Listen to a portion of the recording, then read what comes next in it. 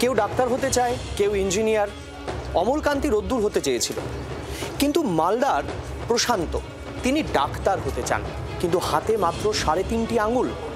SSKM জানিয়ে দিয়েছিল যে এভাবে ডাক্তার হওয়া সম্ভব নয়, স্বপ্নে বাঁধ সেধেছিল। কিন্তু কলকাতা হাইকোর্ট পরিষ্কার জানিয়ে দিল মালদা মেডিকেল কলেজে ডাক্তারি পড়তে পারবেন মালদার প্রশান্ত।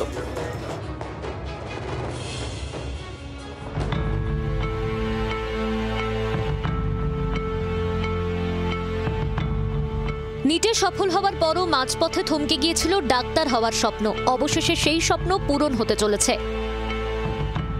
দীর্ঘ লড়াইয়ের পর হাইকোর্টের রায় ডাক্তারি পড়ার সুযোগ হয়েছে মালদার বিশেষভাবে সক্ষম প্রশান্ত মণ্ডলের।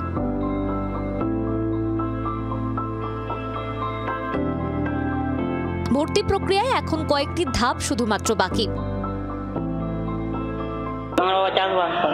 পড়াশোনা করতাম, পড়াশোনা করতে করতে মাধ্যমিক পাস করলাম, তারপরে এইচএসে সায়েন্সে ভর্তি হলাম, 11 সায়েন্সে ভর্তি হলাম। তারপর এইচএস তারপর পাস করলাম, 70% মার্কস ছিল। তারপরে আমি ভাবলাম যে নেট দিয়ে পড়লে আমি পেয়ে যাব। হাতে 5 আঙুলের জায়গায় 3.5 আঙুল নিয়েই নিটে উত্তীর্ণ হন মালদার বৈষ্ণবনগরের চরসুজাপুরের বাসিন্দা প্রশান্ত। নিটে প্রশান্তর অল ইন্ডিয়া র্যাঙ্ক 1,61,404, আর বিশেষ চাহিদা সম্পন্নদের মধ্যে 3,627। কিন্তু স্বপ্ন পূরণে প্রাথমিকভাবে বাধা আসে তাঁর। নিটে সফল হওয়া সত্ত্বেও এসএসকেএম জানিয়ে দিয়েছিল হাতে স্বাভাবিক ছুরি কাঁচি ধরার ক্ষমতা না থাকায় ডাক্তারি পড়ার উপযুক্ত নন প্রশান্ত। এরপর আদালতের দ্বারস্থ হন প্রশান্ত। মুম্বাই এইমস থেকে নিজের সপক্ষে ডাক্তারি পড়ার ছাড়পত্র পান। হাইকোর্টের বিচারপতি বিশ্বজিৎ বসু বিশেষ সংরক্ষণের সুযোগ দিয়ে প্রশান্তকে ডাক্তারি পড়ার ভেরিফিকেশনের নির্দেশ দেন। বলে তুমি পারবে না কোনো কাজ, এটাই বলেছিল। বলছি হ্যান্ডিক্যাপ, তুমি পারবে না, এই তোমার প্রবলেম হবে।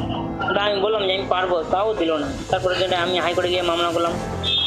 তারপর হাইকোর্টে মামলা করার পর আমাকে মুম্বাই এইমসে পাঠালো। ওখান থেকে সার্টিফিকেট নিয়ে আসলাম। ওখান থেকে সার্টিফিকেট নিয়ে আসার পরে রায় দিল যে আমি পারবো হ্যান্ডিক্যাপ। ওই নির্দেশের পরই মালদা মেডিকেলে ভেরিফিকেশনের জন্য যান প্রশান্ত।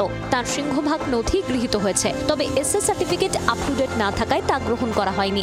তাকে সংশোধিত নথি জমা দিতে বলা হয়েছে। মালদা মেডিকেল কলেজ হাসপাতালেই ভর্তি হতে চান তিনি। স্বপ্ন পূরণে শারীরিক প্রতিবন্ধকতা যে কোনো বাধা নয় তা প্রমাণ করলেন মালদার প্রশান্ত মণ্ডল। রণজয় সিংহের রিপোর্ট, জি 24 ঘন্টা। বাংলার আওয়াজ, বাঙালির আবেগ, জি 24 ঘন্টা।